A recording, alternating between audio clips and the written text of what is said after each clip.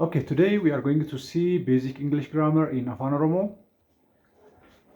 Kanaaf har'a kan nun barachuuf jennu waa'ee afaan Ingiliffaa, graamarii afaan Ingiliffaa keessatti akka bu'uuraatti wanta nun beekuu qabnu waan sadi irratti ilaalla jechuudha. Inni jalqabaa verb to be kanaan duras ilaallee turre har'as keessa deebinee ilaalla jechuudha. Verb to be kun jechuun verb to be jedhamanii beekaman kun sirriitti beekamuu qabu. Jechuun kunis lakkoofsaan 8dha. Hima keessatti haala garaagaraatiin itti fayyadamna. Inni jalqabaa beedha. Inni lammaffaa am, is, are, was, were,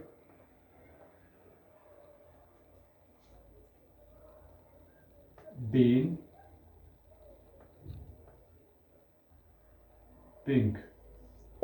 Jechoota kana yoo beekne baay'ee nu fayyada. Ingiliffa keessumaa dubbachuu keessatti, barreessuu keessatti lamaansaa speaking fi writing irratti baay'ee itti fayyadamuu dandeenya. Kana beekna jechuun haala gaariitiin himoota ijaaruudhaaf nu fayyadu jechuudha. Am, is, are kana kan nu fayyadamnu tokko teessota simple present keessatti fayyadamuu dandeenya. Present keessatti fayyadamuu dandeenya. Fakkeenyaaf professionii yookiin namni tokko maal akka hojjetu agarsiisuudhaaf example fudhannee yookiin fakkeenya fudhannee ilaalle my sister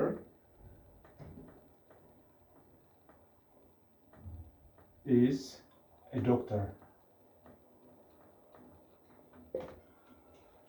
Jechuun kun amma teensii jiran keessaati simple present tensiidha. Kanaaf as biratti easy fayyadamneerra. Easy kun gosa verb to be keessaati tokko jechuudha. Or fakkeenyaaf am immoo akkamitti fayyadamna? I am always. Ami kana verb to be am jettu kana kan fayyadamuun bira jiru pronounii I wajjin first person singular pronoun I kana wajjin fayyadamna jechuudha. Kanaaf iddoo biraatti am kan jettu kun galuu hin dandeessu. I wajjin fayyadamna. I am a student.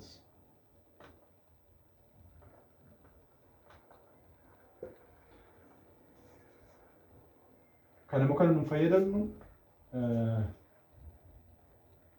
kan fayyadamnu plural nounidhaaf fakkeenyaaf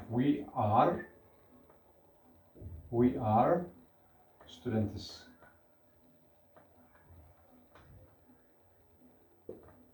Nuyi barattoota.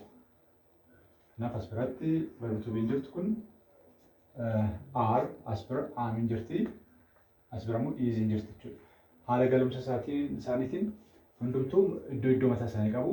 Iddoo si tokko finnee fayyadamuu hin dandeenyu jechuudha. Amma fakkeenyaaf my sister jennee am jechuu hin dandeenyu jechuudha. Yookiin immoo I jennee is jechuu yookiin are jechuun hin danda'amu. Kanaaf jechoota kana beekuun haala akkamiitiin akka nu fayyadamuu qabnu nutti hima.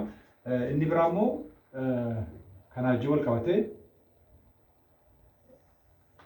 warri kun simple present tensiidha. Present continuousdhaafis fayyadamuu dandeenya. Verb to be sadan kana jechuudha. Fakkeenya fudhannee yoo ilaalle I am I wajjin amii fayyadamneera. I am watching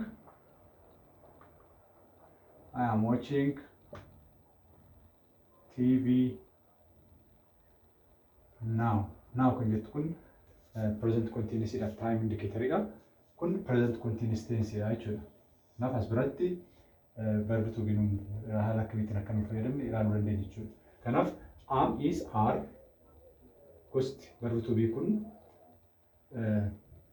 kan nu fayyadamnu tokko simple present tense keessatti fayyadamuu dandeenya yookiin immoo present continuous wajjin fayyadamuu dandeenya jechuudha. Inni kun amiin akka sirriitti yeroo hundumaa kan nu fayyadamnu we use am with subject pronoun I am jenna jechuudha. Verb to be I wajjin yeroo hundumaa fayyadamnu gosa 8 kan keessaa ami qofadha. We have, okay, we we, you, they. Warri kun plural pronounidha yookiin plural nounidhaafis fayyadamuu dandeenya. Kana sadaniif immoo kan nu fayyadamnu verb ghost, verb to be, present tense keessatti kan nu fayyadamnu are, we, you, they kanaaf jechuudha. Third person singular pronoun warra jedhaman he, she, it. Warra kanaaf immoo kan nu fayyadamnu maalla easy dha jechuudha. Kanaaf bakka tokko galuu qabutti isa biraa gashuu hin dandeenyu. Fakkeenyaaf he, she, it kan jedhu wajjin easy fayyadamna. I, we, you, they warra kanaaf immoo I dhaaf ami fayyadamna. We, you, they dhaaf immoo are fayyadamna jechuudha. Haala kanaan fayyadamuu dandeenya. Was yeroo fudhannu fakkeenyaaf amma barataa kan hin taane barataan ture jedhee ibsuudhaaf yeroo barbaadu simple past keessatti I was a student.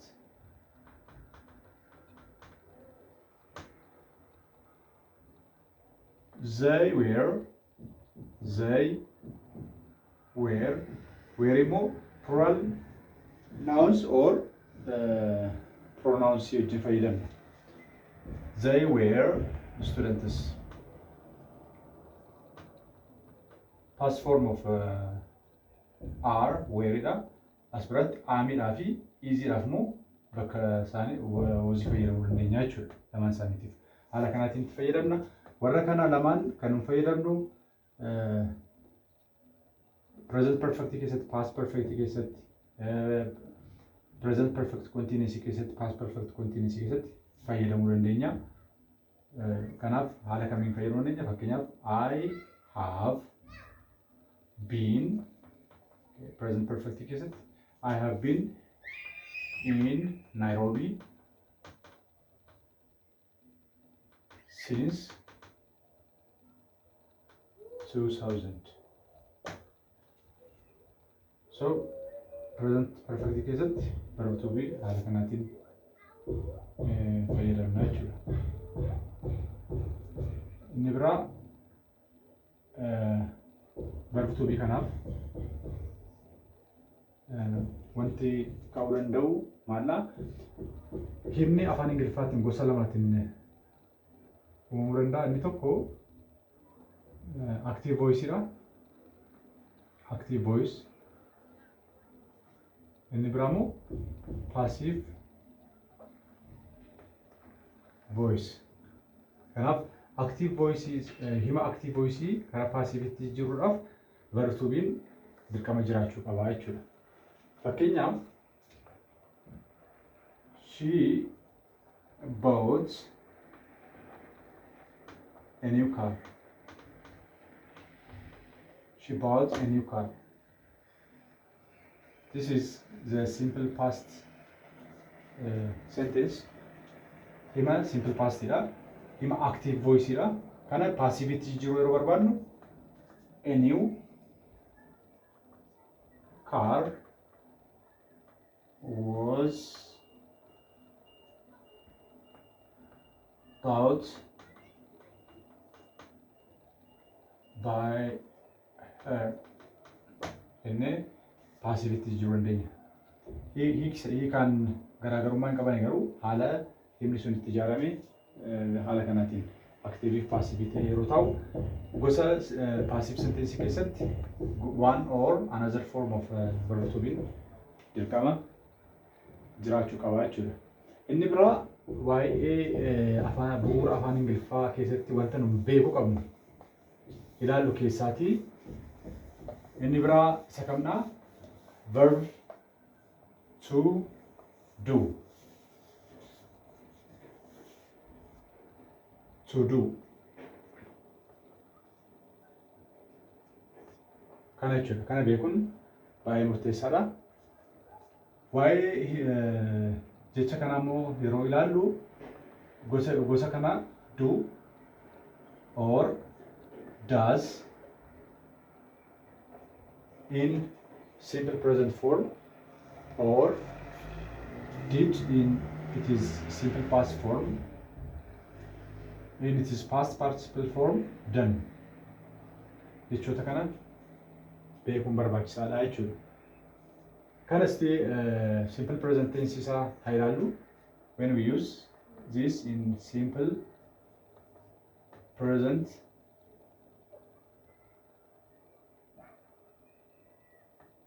tense. For I, we, you, they. Warra kana subject pronoun kanaaf kan nun fayyadamuu qabnu simple present keessatti do jechuudha. Do. Kana wajjin kan deemu doodha. He, she, it. Kanaaf immoo kan nun fayyadamnu daazitaa. He does jenna malee he do jennu. He does, she does, it does. She usually plays piano. Hima kana hima gaaffitti jijjiiruu yoo barbaadnu akkam goona gosa kana keessaa fayyadamna jechuudha. Because asirratti maal qabna member fi play yaa qabnu fi playing kun immoo s dabalatteerti plays simple present tense waan nataatee jechuudha. Gaaffii gochuu yeroo barbaadnu shiin as bira jirtuu fi gaaffii kana daaziidhaan jalqabna jechuudha. Does she usually play as biratti plays sheetu kana play itti jira because singular markerin as biratti daaziin waan jirtuu jechuudha. Does she usually play piano? Warra kanas haaluma kanaan ijaarra jechuudha. Hima gaaffitti yeroo deebisuu barbaadnu warra kanaafis gaaffitti deebisuu yeroo barbaadnu do I, do we, do they, do you jennee haala kanaatiin ijaaruun barbaachisaa jechuudha.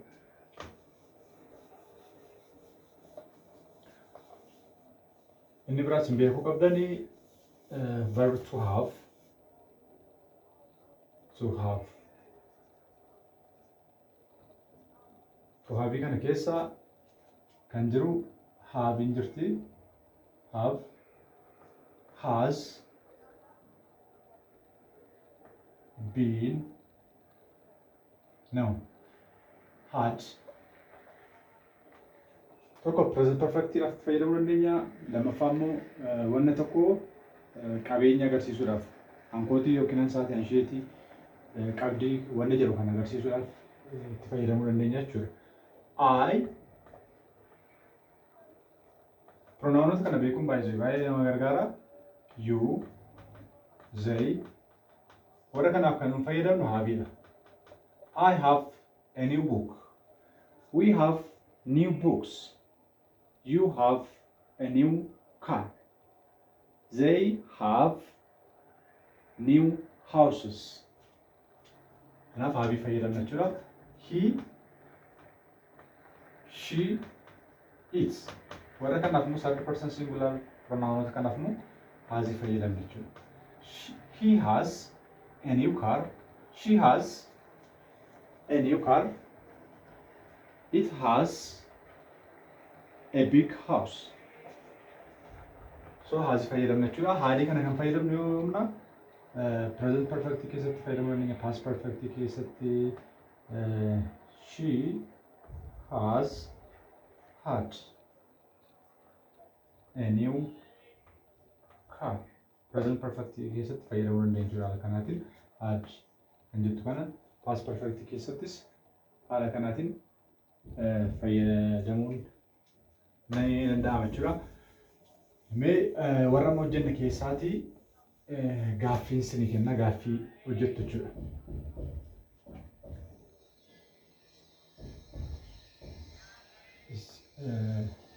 Checking question.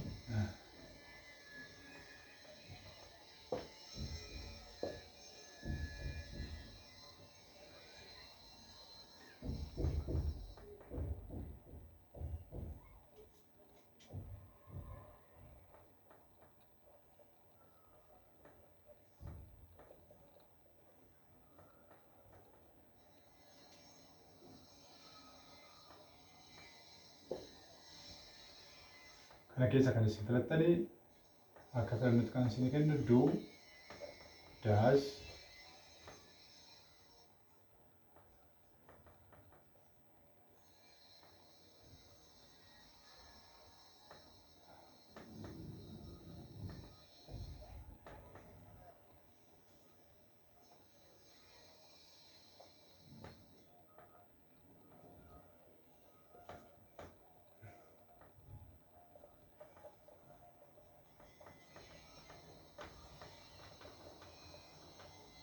they dash a beautiful house.